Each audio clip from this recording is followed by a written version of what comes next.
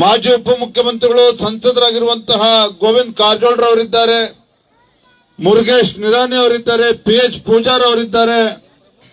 ಅದೇ ರೀತಿ ನಮ್ಮ ಶಾಸಕ ಮಿತ್ರರಾಗಿರ್ತಕ್ಕಂಥ ಜಗದೀಶ್ ಗುಡಗುಂಟೆ ಅವರಿದ್ದಾರೆ, ಶೈಲೇಂದ್ರ ಬೆಳದಾಳೆ ಅವರಿದ್ದಾರೆ, ಮಾಜಿ ಸಚಿವರಾಗಿರ್ತಕ್ಕಂಥ ಅಪ್ಪು ಪಟ್ಟಣ ಶೆಟ್ಟಿ ಅವರಿದ್ದಾರೆ, ವಿಜಯಗೌಡ ಪಾಟೀಲ್ ಅವರಿದ್ದಾರೆ. ನಮ್ಮೆಲ್ಲರ ಹಿರಿಯರು ಮಾಜಿ ಸಚಿವರಾಗಿರ್ತಕ್ಕಂಥ ಆತ್ಮೀಯರಾಗಿರ್ತಕ್ಕಂಥ ರೈತ ಮೋರ್ಚಾದ ಅಧ್ಯಕ್ಷರಾಗಿರ್ತಕ್ಕಂಥ ಎಸ್ ಪಾಟೀಲ್ ನಡಳ್ಳಿ ಅವರು, ನಮ್ಮ ಬಿಜಾಪುರದ ಜಿಲ್ಲೆ ಅಧ್ಯಕ್ಷರಾಗಿರ್ತಕ್ಕಂಥ ಅಂಗಡಿ ಅವರಿದ್ದಾರೆ. ಅದೇ ರೀತಿ ನಮ್ಮ ಮಾಜಿ ಶಾಸಕರು ಹಿರಿಯರಾಗಿರ್ತಕ್ಕಂಥ ಬೆಳ್ಳುಬ್ಬಿ ಅವರಿದ್ದಾರೆ, ಬೋಸೂಡ್ ಅವರಿದ್ದಾರೆ.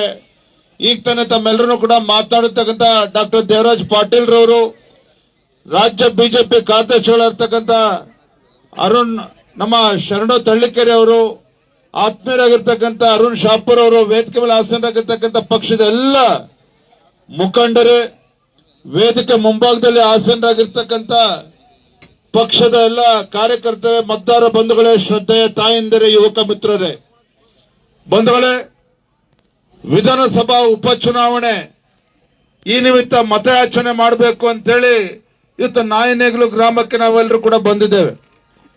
PH ಪೂಜಾರರು ನನ್ನ ಜೊತೆ ಮಾತನಾಡ್ತಾ ಹೇಳ್ತಾ ಇದ್ರು, ಬಹುಶಃ ಈ ಭಾಗದಲ್ಲಿ ಮಾಜಿ ಮುಖ್ಯಮಂತ್ರಿಗಳಾಗಿರ್ತಕ್ಕಂಥ ಸನ್ಮಾನ್ಯ ಯಡಿಯೂರಪ್ಪನವರು ಹಲವಾರು ಬಾರಿ ಈ ಭಾಗಕ್ಕೆ ಬಂದು ಹೋಗಿದ್ದಾರೆ.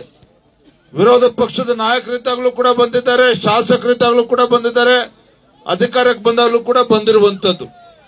ಬಂದ್ರೆ ನಾನು ಈ ಸಂದರ್ಭ ಹೇಳ್ತಕ್ಕಂಥದ್ದು, ರಾಜ್ಯದಲ್ಲಿ ಇವತ್ತು ಕಾಂಗ್ರೆಸ್ ಪಕ್ಷ ಅಧಿಕಾರಕ್ಕೆ ಬಂದಿದೆ.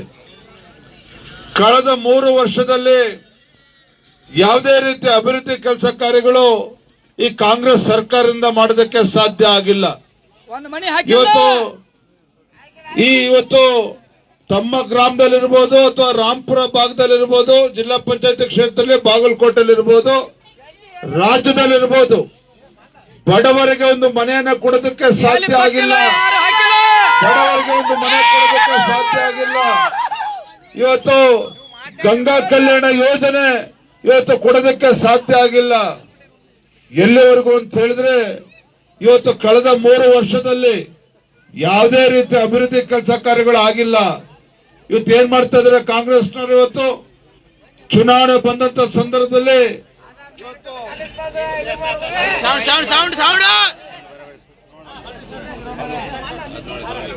ಸೆಲ್ಲಕ್ಕ ಮಾಹಿತಿಗೆ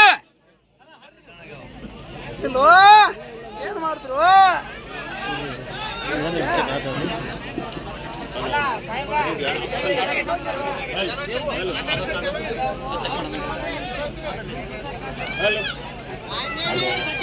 ಮೈಕ್ ಸಿಸ್ಟಮ್ ಸೌಂಡ್ ಕರೆಕ್ಟ್ ಇರ್ಲಪ್ಪ ಸರ್. ಬಟನ್ ಬಂದಾಗಿರ್ಬೇಕು. ನೋಡ